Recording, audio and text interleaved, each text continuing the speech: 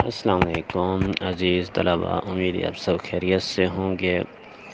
اور 86/11 کے بعد ایک نئی ویڈیو جو 86/23 پر ہے، اور جس میں ہم آپ کو امپورٹنٹ کویسچنز کے بارے میں بتائیں گے اور امپورٹنٹ یونٹس کے بارے میں بتائیں گے۔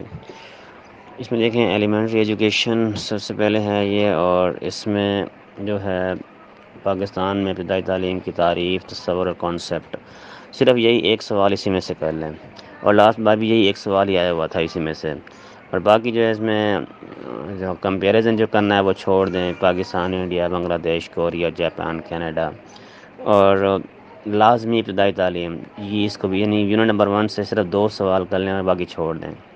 یونٹ نمبر 2 جو ہے بڑا امپورٹنٹ یہ ہے، اور اس کو آپ نے لازمی کرنا ہے۔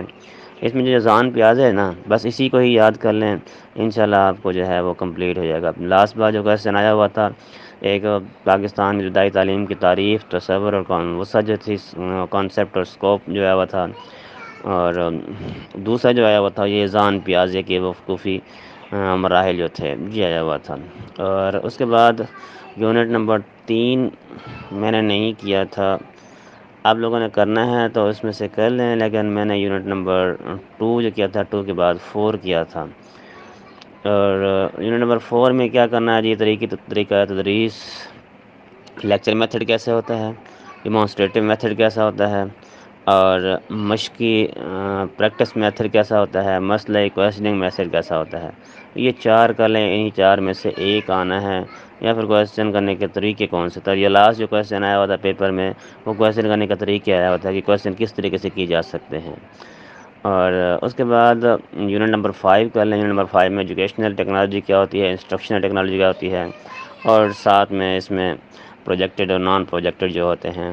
جو لاسٹ آیا ہوا تھا وہ انسٹرکشنل ٹیکنالوجی کے مقاصد آیا ہوا تھا کہ کیا مقاصد ہوتے ہیں۔ اور نیکسٹ یونٹ نمبر 6 میں سے دیکھ لیں، یہ ایزیلی تھا اس لیے میں نے اس پہ نشان لگا دیے تھے کہ اسٹوڈنٹس کے گروپس کس قسم کے ہوتے ہیں اور ان کے مسائل کس قسم کے ہوتے ہیں، اور اس کے بعد نظر کیسے کمزور ہو جاتی ہے، یا اور ان کے بعد مجرمانہ کردار ہے یا منشیات وغیرہ، یہ ایزیلی ہے، اسے خالی ریڈ بھی کریں گے تو آپ کو آسانی سے یاد ہو جائے گا۔ یونٹ نمبر 7 جو ہے یہ منظم کلاس روم کے خواص کر لیں، اور بیسک کانسیپٹس کر لیں، اور کنٹرول کرنے کا طریقہ، جو لاسٹ آیا ہوا تھا وہ کلاس روم کنٹرول کرنے کا طریقہ آیا ہوا تھا۔ اور اس کے بعد یونٹ نمبر 8 کو چھوڑ دیں۔ یونٹ نمبر 9 جو ہے ابتدائی تعلیم کے مسائل اور ایشوز ہیں، اور تعلیم نسواں ہے، تو ڈراپ آؤٹ ہے، اور اس کے بعد پرائیویٹ سکولز ہیں، اور اساتذہ کی تربیت، وہ جو لاسٹ آیا ہوا تھا وہ اساتذہ کی تربیت ہی آیا ہوا تھا۔